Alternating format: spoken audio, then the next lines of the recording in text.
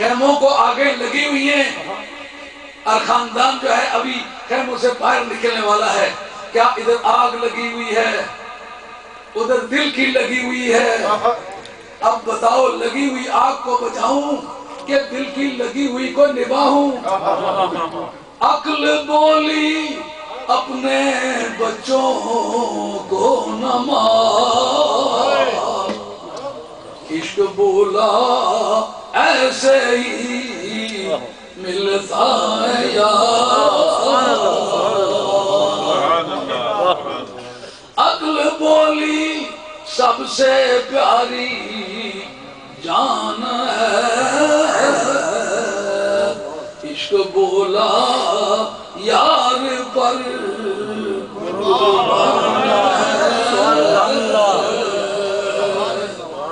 لوگ کہتے ہیں میں اس لیے نہیں لڑا کہ میری بیٹی ساتھ تھی. حسین تیری بیٹی کا، میری بیٹی نہیں بیٹیاں ہیں. کوئی کہتا میں اس لیے نہیں لڑا کہ میری بیگم ساتھ تھی، ایک بیگم نہیں کئی بیگمیں ہیں. کوئی کہتا میں اس لیے نہیں لڑا کہ میری بہن ساتھ ہے، کہا سرکار کی بھی بہن ساتھ ہے.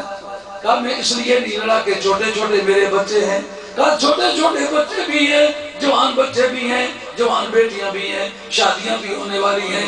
حضرت امام قاسم کے بارے میں مورخین نے لکھا ہے حضرت قاسم حضرت امام حسن کے ساتھ جانے تھے، اور میدان کربلا کے شہداء میں سب سے زیادہ خوبصورت آدمی جو تھا وہ حضرت قاسم تھے. اور امام حسین کی صاحبزادی سے ان کی شادی تجویز ہوئی تھی، اور پھوپھی نے ان کے لیے جہیز وغیرہ بنائے ہوئے تھے. اس کو دولہا بنانے کا سامان کہا کہ اے پھوپھی اب میں جانے لگا ہوں. کہا بیٹے مجھے ایسا موقع دو کہ تیرے گلے میں وہ تیری شادی کے وقت جو ہار ڈالنے کا بنایا ہوا تھا تیرے گلے میں مجھے ڈالنے کا موقع دو.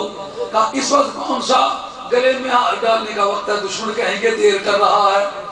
کہا اگر ڈال نہیں چاہتی تو ڈالو. اب موت کے لیے کوئی جائے اور دولہا ہونے کا ہار پہنے. اے خاندان نبوت، تمہیں کائنات کے بہادروں کی گردنیں جھک کے سلام کہتی ہیں، رستموں کی گردنیں جھک کے سلام کہتی ہیں کہ مرنے کے لیے بھی جاؤ تو اس خوشی سے جاؤ کہ گویا تمہاری خوشی کا کوئی وقت آ رہا ہے. اس وقت اصل مجھے بات کرنی تھی اس پر کہ جو حضرت امام حسین کو میدان کربلا میں باتیں پیش آئی ہیں. لوگ کہتے ہیں ان کا ثبوت کوئی نہیں ہے، یعنی یہ تاریخی واقعات ہیں.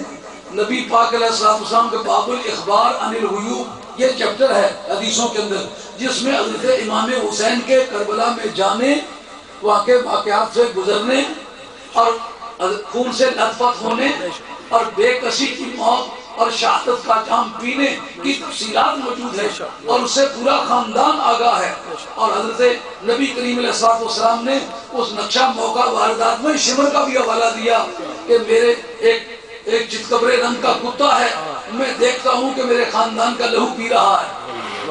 میں اگر تھک نہ گیا ہوتا تو میری وہ کتابوں کی شانات بتلا دے یہ جتنے اسی سلسلے میں لگائی، لیکن میں اس لیے اس کو ختم کرتا ہوں کہ میں سمجھتا ہوں کہ پہلے بزرگوں نے بھی کافی اچھی اچھی باتیں کی، ان کا اثر بھی بڑا دل نشین ہے. اس وقت میں نے بھی جو باتیں کی میں خود اپنے دل پر شاید خوشگوار اثر محسوس کرتا ہوں. یہ اگر اس پہ زیادہ آپ کو بٹھاؤں تو صبح آپ وقت پر کام پر نہیں جا سکیں گے. جو برمنگھم وغیرہ سے، شیفیلڈ سے اور برٹن وغیرہ سے دوسرے ٹاؤنوں سے آئے ہوئے ہیں وہ وقت پر جا نہیں سکیں گے، وگرنہ وہ میرا مکمل ریکارڈ میرے پاس تیار ہے. امام جلال السیوطی کی خصائص کبریٰ کے اندر وہ مکمل تفصیلات موجود ہیں کہ کس طرح تمہیں جانا ہوگا اور کیا کیا گزرنی ہوگی. وہ مٹی کس کو دی تھی، کہاں رکھی تھی، کیا ہوا تھا، کس طرح کون میں، یہ سب ڈیٹیلز موجود ہیں. باقی لوگوں کی ہسٹری یہ آخری جوڑا ہے. باقی لوگوں کی ہسٹری کسی واقعے کے گزرنے کے بعد ریکارڈ کی جایا کرتی ہے. واہ محبوب کبریا تیری نگاہوں کے قربان، تیرے علم کے قربان، مجھے پتا ہے کہ حسین کا وارث کوئی نہیں رہے گا، میں نانا ہی اس کا وارث ہوں. حسین تیری ہسٹری میں وقت سے پہلے خود ریکارڈ کراتا ہوں اور تیرے خاندان کے لوگوں کے حوالے کرتا ہوں تاکہ بعد میں بھائی مان یہ پروپیگنڈا کریں کہ حسین کے واقعات کا گواہ کوئی نہیں. میری حدیث کھول کے دیکھیں. سبحان اللہ، سبحان اللہ.